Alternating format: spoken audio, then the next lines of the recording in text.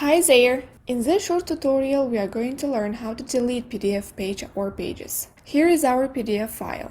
So, let's delete the second page. If this tutorial is useful for you, like and subscribe us. Go to any browser, type delete PDF pages, go to the site, select your PDF, delete any page, and press the button. It's ready to download. Download it. You can find your PDF by pressing the Show in Folder button. So, we deleted the second page. Here is only 2 pages now. We hope you like it and share it with your friends. Comment below your opinion whether this tutorial helped or not.